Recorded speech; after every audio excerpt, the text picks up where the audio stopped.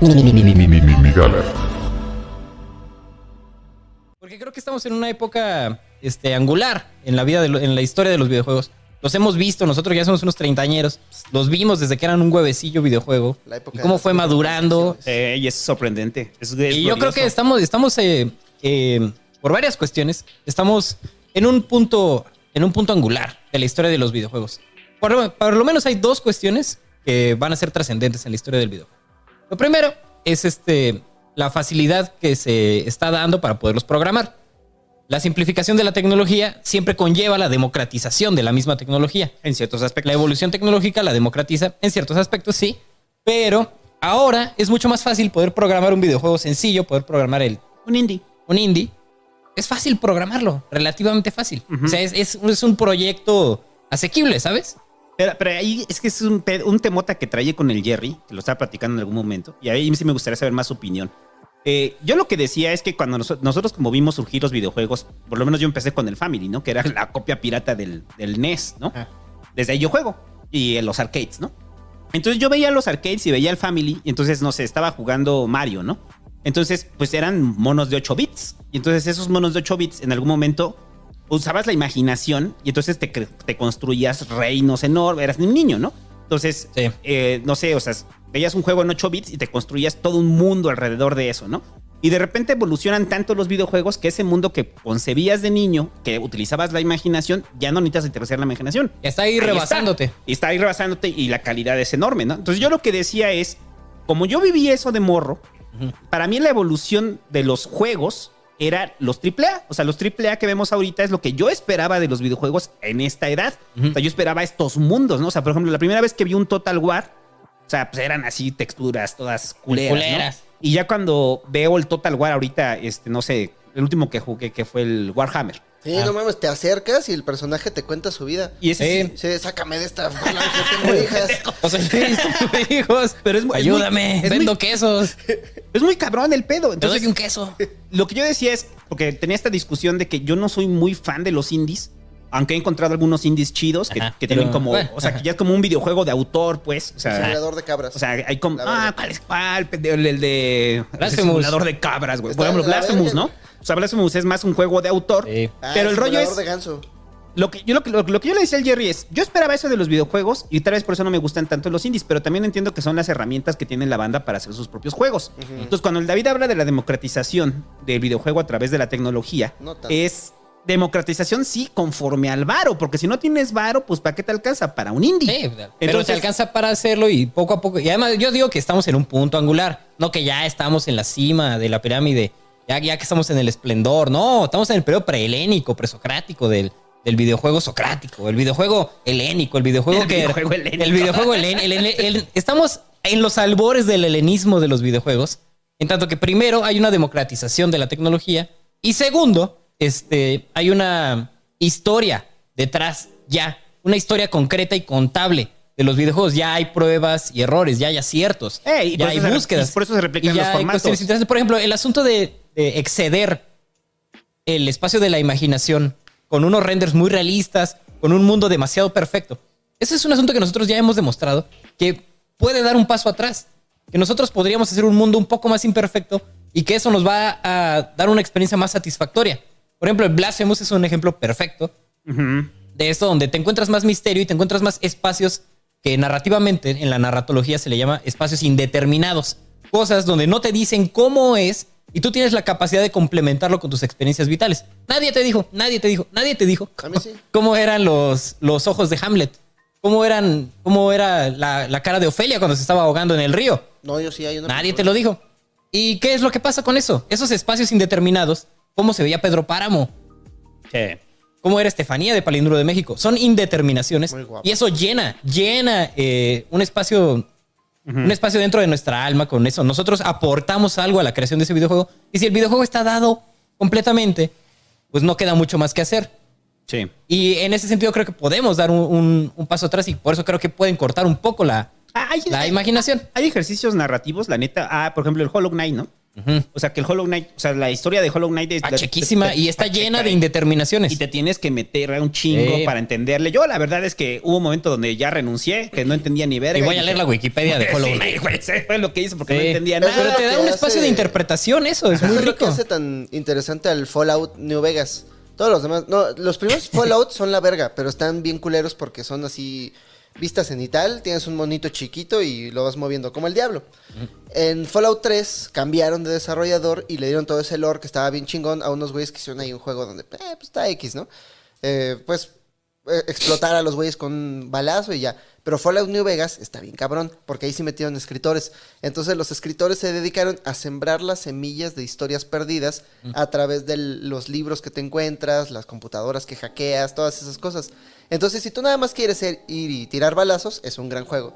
Pero si quieres ir y leer el lore, ver lo que estás encontrando entre las ruinas de este mundo que fue, te enteras de un chingo de historias bien interesantes que esos güeyes tuvieron que escribir. ¿Ya era First Person Shooter el Para el New Vegas, sí. New Vegas? Sí. Mm. La verga, el New Vegas. Porque todavía cuando eran como estos juegos de click and point. Ellos son los mejores. En cuestión de historia, son los mejores. En cuestión de gameplay, están de hueva. Sí, porque sí los vi los de que son de click and point. Que ese también es otro estilo de videojuego. Sí. Que es muy de los inicios de los 2000 Como el Diablo. como el Diablo, ¿no? El Lorcito. ajá. O sea, y que también, por ejemplo, ahorita que hicieron un remaster del Diablo, Ajá. yo lo estuve jugando un rato. Y el ¿Cómo se llama? juego. Cuadri. Y ahorita vamos a hablar de eso también. O sea, hay juegos que para mí envejecen mal. Y hay juegos que envejecen con muy gloria, bien. con o sea, una envejecen gloria cabrón. maravillosa, O sea, sí. o sea, El Mario. pinche Mario 64, así, Mario, o sea, no, el primero Mario Bros. O sea, Sí. tú. O sea, ¿ves que hicieron como un Game & Watch de Mario? Sí, sí, sí. O sea, esa madre. Pero Mario me parece un buen ejemplo de la historia de la evolución griega.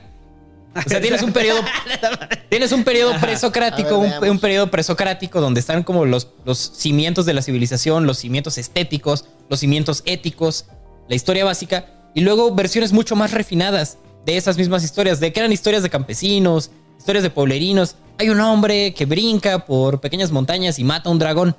Una historia tan simple como esa, llevada a un nivel de refinamiento que llega a Mario 64 en 3D, donde le das vueltas de la cola a un dragón y lo avientas a bombas. Es alucinante. O sea, es el perfeccionamiento de una idea, la reiteración de una idea. Y nosotros concebimos el paso de la historia con mucha rapidez. Para nosotros, pasar del periodo presocrático a pasar a los esplendores es cosa como de brincar de una sala del museo a la otra sala del museo y de repente ves, sí, aquí hay unas piezas del año 400 antes de Cristo y de repente aquí hay una pieza del año 1500 después de Cristo y dices, era natural que esto sucediera. La industria de los videojuegos, ¿cuánto tiempo lleva? ¿Cuánto tiempo lleva? Estamos hablando de los. Es un bebé. O sea, ya en forma de los 80s. Entonces tenemos casi En los 40 70s años. ya había Atari. Sí, no, Sí. pero como lo. O sea, para mí el videojuego, o sea, aunque estaba Atari, o sea, después de la enorme crisis que tuvieron y demás, y que Todo por eso por llegó culpa de ET. por eso llegó Nintendo a vender el robot para presentarlo como juguete, porque no quieren saber nada de videojuegos. O sea, ya eran unos videojuegos, pero los videojuegos como los conocemos, creo yo, o sea, empiezan con el NES, o sea, y empiezan con Mario Bros. O sea, Sí. porque antes de eso, pues, ¿qué tienes? El Pong, el Submarino, el de Box, eran más como Sí. juegos de mesa llevados a la pantalla. O sea, Más o llega menos. Mario Bros. Y ya se crea el concepto del videojuego como tal, ¿no? Sí, El como un de- mundo virtual. El del Ajá. triangulito que destruye asteroides. Space Invader. El Space Invader es otro. Ese es de. no, así se llama van cayendo. Asteroids. El Asteroids, ese ya es un juego en primera persona. De una sola persona. Y. Tú estás solo Pero, con ese pero, pero mundo. no, a ver, es Ese que ya se parece más a los videojuegos. Porque el Atari que a los juegos de el mesa. Atari te vendían una caja con 2 palancas y era el juego del Tetris, ¿no? Pero Ajá, si no tienes sí. amigos, juegas Pong, Asteroids. el Pong. El Punk. O Pong Pero contra la a computadora. eso es lo que voy. O sea, cuando. Chinga, ¿está lloviendo? No, es. Tenemos un... No, sí Ruido. está lloviendo, sí está lloviendo. ¿Sí? Sí. pero está lloviendo bien machín. Ajá. Está lloviendo ruido blanco. Creo que no cerré las ventanas de mi casa. Ahorita, Vale, ahorita verga. reviso. Pero, a ver, es que ese es el rollo. O sea, en Mario, o sea, el primer Mario, tú llegabas y te decía la princesa. O sea, llegaba Mario, tú no sabías ni qué pedo, estaba en un mundo, hay un mundo ahí, ese mundo tiene un fin Una lógica. y tiene una lógica, llegas al castillo y te dicen, la princesa no está aquí, Mario, mejor busca en otro castillo. Y hay una estructura narrativa. En el Atari no lo había. En el Atari simplemente era puntajes, ¿no? ¿Quién saca más alto puntaje? Vamos a jugar Pong y a ver quién ganó. Entonces, para mí la construcción del mundo, o sea, pareciera que empieza con Mario y con otros juegos de la época de los 8 bits, en los cuales ya tiene un principio Sí, y un son un fin. chingo. O sea, podrías jugar Pong de forma eterna, ¿no? O sea, Tetris. o Tetris, podrías jugarlo de Creo forma que eterna. al igual que la historia de la humanidad, los videojuegos han ido probando fórmulas y anulado algunas fórmulas y explotado las fórmulas más ricas. O sea, nosotros ya podemos entender ahora que han pasado 40 años de la comercialización masiva de los videojuegos, ya podemos detectar las distintas pequeñas fórmulas que hay y tú ya sabes que este juego es de este género. Sí. Se han inventado ya géneros de videojuegos como hay géneros pictóricos, Pero es que géneros de además ocurre escultura. muy rápido. Y ocurre Ha corrido muy rápido, y en sí. un nicho muy pequeño. Lo puedes ver en la misma historia del propio Sid Meier. Ajá. Sid Meier es un güey que se dedica a diseñar juegos. Entonces diseñó un juego de piratas que estaba chido, pero no se vendió bien. Diseñó otro juego de estrategia que era como más de construcción, no le fue bien. Y luego hizo el Civilizations. Y el Civilizations le pegó bien cabrón. Y como resultado ya hay 6 Civilizations. Y el último Sí. está bien chido. Y es acierto y error. Y ya podemos ir rastreando los orígenes de cada uno. Pero eso también le da una posibilidad muy interesante primero al videojuego y segundo al disfrutante del videojuego, ¿no? Al videojugador. El videojuego como tal o el creador de videojuegos ya puede empezar a explorar fórmulas nuevas. Espero que así suceda y que no ocurra lo contrario, donde nos restringamos a la normalización de las fórmulas No sé. y caigamos siempre en repetir los 4 o 5 mismos videojuegos de toda la historia. ¿Conoces a Ubisoft? Conozco a Ubisoft y sé que son malvados. ¿Conoces a EA Sports? No, son peores. Ay. No, pero es que estaba pensando... Bueno, y en también eso. ocurre bueno, ahorita vamos a hablar de eso aparte, ¿no? De la parte donde ya empieza el asunto de mercado fuerte y empiezan a hacerse conglomerados gigantescos de videojuegos. ¿Cuáles son 3 juegos representativos de Ubisoft? Assassin's Creed, el de Hackers, ¿te acuerdas cómo se llamaba? Watch Dogs. Representativo. Salieron dos, ¿Y qué otro güey. juego tiene Ubisoft? Splinter Cell.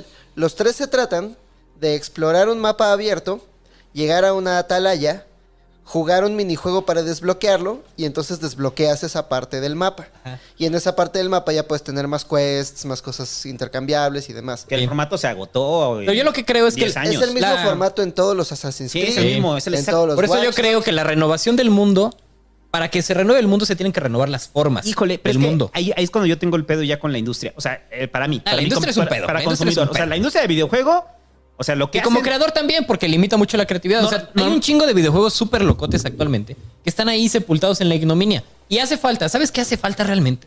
Una revista de jóvenes emprendedores, ya no tan jóvenes, que hable de videojuegos. Claro, obviamente. Hace falta crítica de videojuego porque no se le toma con seriedad. Y la crítica de videojuego es un güey o una morra lo suficientemente pelona o un güey lo suficientemente chichón como para empezar a decir, no, mira, les voy a recomendar el mejor videojuego. O están pagados o no saben ni madres de crítica. Y están o no metidos tienen, ahí. no tienen nociones de una apreciación más sensible del videojuego. Más histórica, más sensible. Y podría haber algo ahí muy interesante. Ahí saludos, ahí hay una morra ahí del ciber. Saludos a la Kokoro. Me gusta porque ella se la pasa probando juegos indies, güey. Entonces es chido como de repente verla ahí en el Twitch. Porque siempre está probando un juego indie tras juego indie. Y entonces dentro de eso se pueden descubrir como joyas. Sí. Pero el rollo, a ver, yo tenía mi pedo con los indies. De repente hubo, así, tal cual. Hubo indies que me callaron el hocico, que dijeron que así, cállate, estúpido, pa. No sabes nada de Juega los juegos este indies. indie, güey. Y Sí. ya cuando lo jugué dije, no mames, qué chulada. O sea, entre ellos, Blasphemous. O sea, el Sí. Blasphemous, entonces juegos cuando dices, ah, cabrón.